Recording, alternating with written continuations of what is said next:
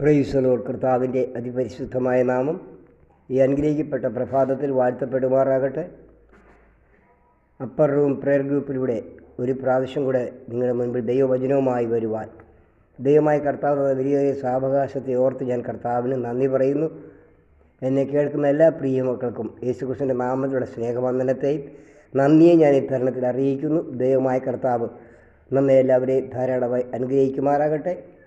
ഈ വിശുദ്ധ ദിവസത്തിൽ പ്രഭാതത്തിൽ ദൈവമായ കർത്താവ് നമുക്ക് തരുന്ന ഒരു ചിന്ത 91 സങ്കീർത്തനം അതിൻ്റെ 10-ാമത്തെ വാക്യം പറയുന്നു, ഒരനർത്ഥവും നിനക്ക് ഭവിക്കുകയില്ല, ഒരു ബാധയും നിൻ്റെ കൂടാരത്തിന് അടുക്കുകയില്ല.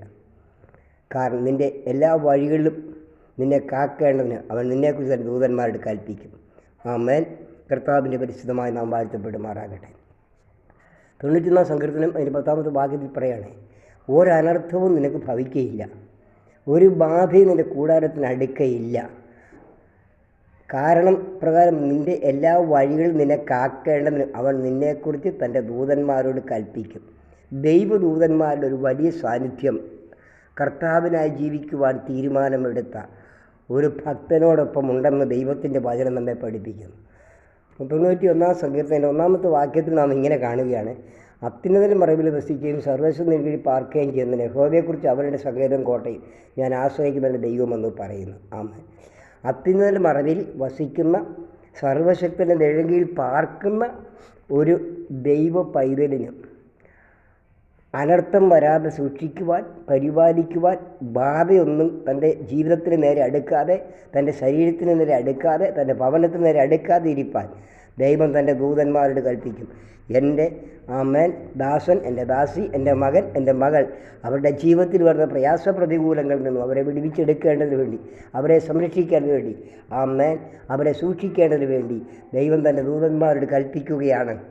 അവൻ എൻ്റെ ഭക്തനാണ്, അവൻ എൻ്റെ ഭക്തയാണ്, അവൻ എൻ്റെ മകനാണ്, അത് നീ അവനെ സൂക്ഷിക്കണം എന്ന് ദൂതന്മാരോട് കൽപ്പിക്കുകയാണ്. ദൂതന്മാരെക്കുറിച്ച് പറയുന്നത് ദൈവത്തിൻ്റെ ജനത്തിൻ്റെ സേവകാത്മാക്കളെന്നാണ് പറയുന്നത്. അങ്ങനെയെങ്കിൽ ഈ പ്രഭാതത്തിൽ ഞാൻ എന്നെ കേൾക്കുന്ന പ്രിയമുള്ളവരെ, ദൈവമായ കർത്താവിൻ്റെ സന്നിധി അവൻ്റെ അത്യുന്നതനായ ദൈവത്തിൻ്റെ മറവിൽ നാം വസിക്കുകയും സർവശക്തൻ്റെ നിഴലിന് കീഴിൽ നാം പാർക്കുകയും ചെയ്യുന്നെങ്കിൽ നമുക്കൊന്നിനെക്കുറിച്ച് ഭയപ്പെടേണ്ട കാര്യമില്ല. അത്യുന്നതൻ്റെ മറവ് നമുക്ക് വരുന്ന പ്രതികൂലങ്ങളെ ആമേൻ നമ്മൾ നകറ്റുവാൻ ഇടയായിത്തീരുന്നു. സർവശക്തൻ്റെ നിഴലിന് കീഴിൽ പാർക്കുമ്പോൾ ദൈവത്തിൻ്റെ സ്തോത്രം, അത് ദൈവത്തിൻ്റെ സാന്നിധ്യമാണ് നമ്മെ അവിടെ മനസ്സിലാക്കുന്നത്. അതായത് അത്യുന്നതൻ്റെ മറവിൽ വസിക്കുക, അഥവാ മറഞ്ഞിരിക്കുന്ന ഒരു വ്യക്തി ഒരിക്കലും ആമേൻ ശത്രുവിനെ കണ്ടുപിടിക്കുവാൻ കഴിയത്തില്ലാത്തതുപോലെ അത്യുന്നതനായ ദൈവത്തിൻ്റെ മറവിലായിരിക്കുന്ന ഒരു ദൈവപതിനെ ആമേൻ കണ്ടുപിടിക്കുവാൻ, അവനെ ആമേൻ ദോഷം വരുത്തുവാൻ ഒരു ശക്തിയും ദൈവം അനുവദിക്കത്തില്ല. ആകയാൽ ഈ പ്രഭാതത്തിൽ ഞാൻ പറയുന്നു, നമുക്ക് അത്യുന്നതന്റെ മറവിൽ വസിക്കാം, സർവ്വതിന് കീഴിൽ പാർക്കാം. അങ്ങനെ നാം ദൈവത്തിന് വേണ്ടി നിൽക്കുമ്പോൾ നമ്മുടെ കുറിച്ചുള്ളതായ ഓരോ നമ്മുടെ വഴികൾ നമ്മെ സൂക്ഷിക്കുവാൻ തൻ്റെ ദൂതന്മാരോട് അവൻ കൽപ്പിക്കും.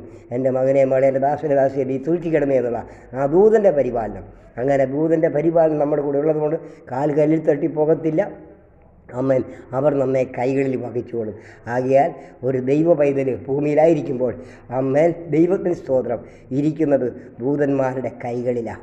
ആകയാൽ ദൂതൻ്റെ കയ്യിലിരിക്കുന്ന ഒരു വ്യക്തിക്ക് ഒന്നിനും ഭയപ്പെടുന്ന കാര്യമില്ല. ആകയാൽ ഈ ദിവസങ്ങളിൽ കർത്താവിൻ്റെ കരങ്ങളിൽ ഇരുന്നുകൊണ്ട് കർത്താവിൻ്റെ നാമത്തിന് മഹത്വം കരയേറ്റുവാൻ ദൈവമായ കർത്താവ് തൻ്റെ പരിശുദ്ധാത്മ നമ്മെ ഒരുക്കട്ടെ എന്ന് പ്രാർത്ഥിക്കുന്നു. വാക്ക് നിർത്തുന്ന ദൈവമായ കർത്താവ് എല്ലാവരെയും അനുഗ്രഹിക്കുമാറാകട്ടെ. ആമേൻ.